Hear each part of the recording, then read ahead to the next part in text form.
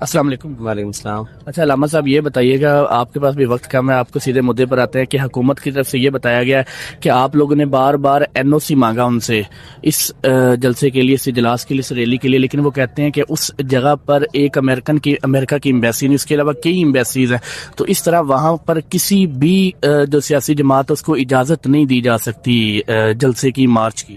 ابھی پچھلے دنوں پاکستان انڈیا کی جنگ ہوئی تھی، خود بسیں بھر کر انڈیا کے ایمبیسی کے سامنے احتجاج کروایا تھا۔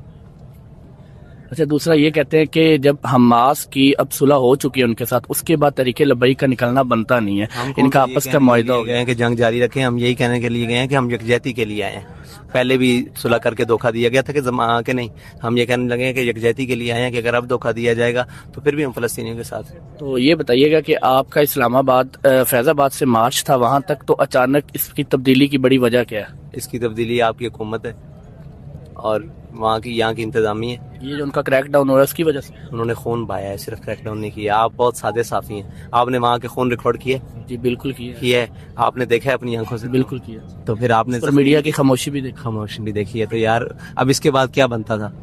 اچھا یہ آخری سوال یہ بتائیے گا کہ وہاں پر جا کر آپ کا بیسیکلی ایک مطالبہ کیا ہو گیا؟ ابھی تک طریق لبیک پاکستان کا مطالبہ کھل کر سامنے نہیں آیا ابھی۔ ہماری تو مطالبہ ہی کوئی نہیں ہے، ہماری تو یکجہتی ہے۔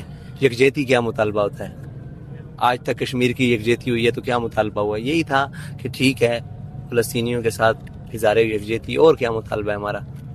ہمیں تو نکلنا ہی جرم بنا دیا نا۔ علامہ صاحب ایک بڑا پوائنٹ طریق لبیک پاکستان کی طرف سے اٹھایا جاتا ہے کہ یورپ میں بھی مظاہرہ ہوا اس کے حق میں، تب کوئی وہاں پر رکاوٹ نہیں ہوئی، بندش نہیں ہوئی، پوری دنیا میں ہوا، لیکن پاکستان میں ہی رکاوٹ ہوتی تھی۔ اس کے بدلے میں حکومت کہتی ہے کہ وہاں پر کسی قسم کا نقصان نہیں کیا جاتا، جبکہ طریق لبیک ہم نے کون سا نقصان کیا؟ ابھی یہاں تک پہنچے فی الحال تو ہم نے تو فلیکسیں بھی نہیں پھاڑنے دی، یہ جو عالم و سالم کی لگی ہوئی، ٹھیک ہے جی، تو ہم نے تو فلیکسیں بھی نہیں پھاڑنے، اور ہوتے ہیں لوگ کئی جوش میں آنے کے لیے، ہم نے کہا نہیں، ان کو شوق پورا کرنے دو، ان کا کام ہے فلیکسیں لگوانا، ہمارا کام ہے کام کرنا۔